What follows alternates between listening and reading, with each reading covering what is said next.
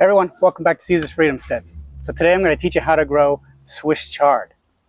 I'll go ahead and throw in some tips on the kale as well, but we're mainly going to hit on the Swiss chard for today. So I'm going to go into a couple of items here on how to grow them and how you can do this in a raised bed or out in a ground garden out there, however you'd like to do it. So let's go ahead and get started.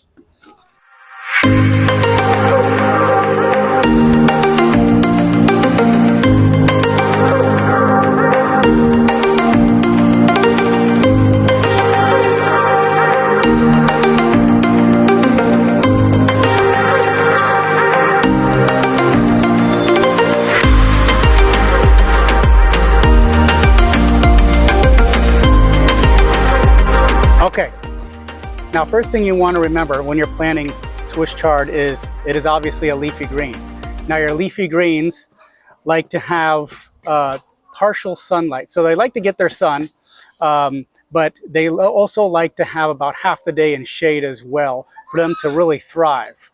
Now I plant all of my leafy greens right now in this spot right here. You can see the Swiss chard, you can see this kale right here. This is enormous. And it's growing right next to these large tomatoes right here. So the tomatoes are sun-loving plants, so they're going to suck up all the sunshine most of the day. And the leafy greens here, mainly our Swiss chard here, is going to get sunlight about half the day, and it's going to get to rest for that time period of the day when there is shade in this area. So all the plants are working together here. Now when you start your seeds, you can go ahead and start them inside of, in an egg carton like I like to, or whatever you'd like to use. And once it gets about an inch or two tall, you stick them in a raised bed or inside of, a ground garden. And I want to show you placement here. So let's go ahead and move you over. I'm going to show you the placement. Okay, so here is our raised bed. Now, as I was showing you before, these are our tomato cages here. Got some tomatoes I'm about to be cutting soon. But here's our Swiss chard. They're pretty large. I'll cut some for you and show you in just a minute. And here is the kale right here. And we'll move out here so you can kind of see. And right out here, as you can see, the sun is hitting to about where I'm standing. So these leafy greens over to the left there are getting their sunlight. Everything on this side is still getting lots of sun. It's toward the evening right now. So they're still getting a little bit of sunlight, but they get mostly sunlight about morning to mid-afternoon, and then they get a break for most of the day, and then in the evening they get a little bit of sun before the sun goes down. And when you plant them, you can put your leafy greens really close together. So this Swiss chard right here can go very close. As you can see, I have a plant here, have a plant here, have a plant here. These are spaced about maybe 3 inches apart all together. So about 3 inches, 3 inches, 3 inches. Here's another huge plant, about 3 inches. And then we have another plant down here coming. So they're not spaced that far apart. You can put them really close together because they don't need a whole lot of space there. And it's the same here for the kale. See all the kale I have growing next to each other. Now I have two different varieties in here. And we just kind of planted them right next to each other here. Now oddly enough, these ones in the back, and this kind of proves my point with needing shade, is this kale right in here, this plant is enormous. And this right here, our Swiss chard right here, this is the largest plant as well. And these are both get the most amount of shade throughout the day. As you can see, these ones on the front are still getting sunlight, which is good. But you see the comparison here. These ones are getting half shade during the day, and they're doing much better than these other ones. So still good to eat. They're still growing big, but these are still looking amazing. Once you went ahead and planted them really close to each other, and, you can even go crazy with it and just direct seed plant inside of your garden bed here. Just make sure you cover it with some netting so birds don't get in there and eat your seeds. But these all came from, our egg cartons in there.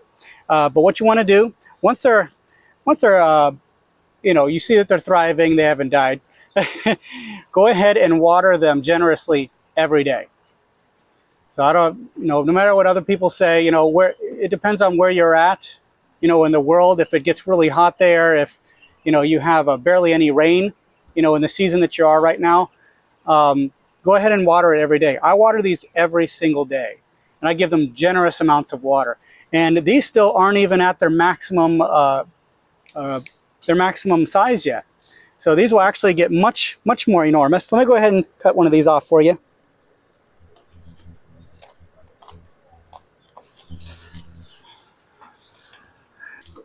So pretty large Swiss chard here.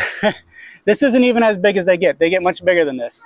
So it's pretty large, and I'm a pretty large guy. So I mean, just so these will actually probably get about double the size of what they are right now if you just leave them in there and not cut them.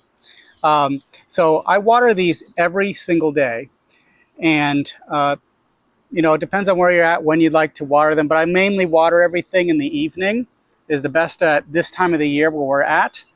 And I also like to once a week give them a liquid feed, because Swiss chard, as well as your other leafy greens, like to have that extra nutrients. So a lot of dirts that you put, you know, inside your raised bed, they got good enough nutrients to grow fruits and vegetables in. But if you want to grow really big, you know, leafy greens, go ahead and give them some liquid feed as well. I don't stick to one or the other. I just research some liquid feeds and I buy the ones that I like. So let's move on to the next thing. Okay, now upkeep. So you're thinking, I got it growing, but how do I get it to keep on growing? So you want to go ahead and cut it regularly. Make sure you're eating it and it's not rotten in the fridge. And so today I actually need to cut quite a bit of these. So I'm going to cut some of the larger pieces. What you want to do is you also want to trim the little pieces that are on the bottom that are kind of like, you know, they're miscolored and they're buried in the dirt, you know, they're kind of dying. You want to clip those off so that the plant's not putting its energy into those anymore. So you see this little one right here? This was hanging out at the bottom, just kind of stuck inside the dirt. Just cut those off. And you want to let all these top ones grow really big. Let's go ahead and cut some. Wow, that's a whopper. Look at that thing. That's huge.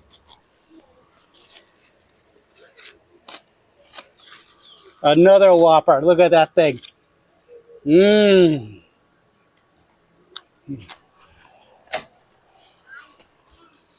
Let's see what else we got in here. Oh, look at these things. These are really good in eggs.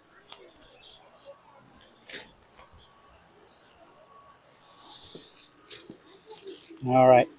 Now this one right here is another one that was kind of hanging off on the bottom, kind of dangling a little bit, so I just cut it off. Still good to eat, but you cut those off and it's going to allow the plant to grow everything else to the max. You know, it's not going to take away energy. All right, we got a lot of big ones in here, but let's go ahead and take from this one now. So you can tell this is a different color. Still huge, still a Swiss chard, still amazingly good.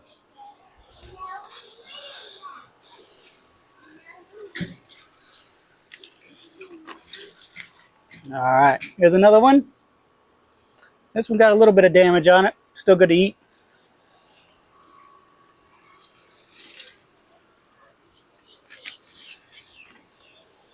All right, look at those. So we have a lettuce and we take in and we spread.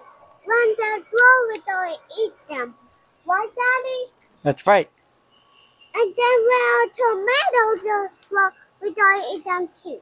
Okay. All right. Look at that. There's some huge Swiss chard right there. So you get these by, again, giving them half sunlight, half shade during the day, water it every day, and give it a liquid feed once a week. And you could do what we do with our raised garden bed dirt, is we put a whole bunch of compost material underneath our dirt, and it gives them plenty of nutrients for the whole growing life cycle. But look at that. We only got a little bit of these. We still got a ton in there. Haven't even touched the kale yet. We'll talk about the kale on the next video, but the kale is pretty similar with just some minor differences. But look at that. Looks good, huh? All right. Well, it's a pretty quick video. There really isn't much to it. You just got to be patient with it. Well, thank you so much. I hope you earned your subscription. And go ahead and like and subscribe. We'll see you next time. Bye-bye. Bye.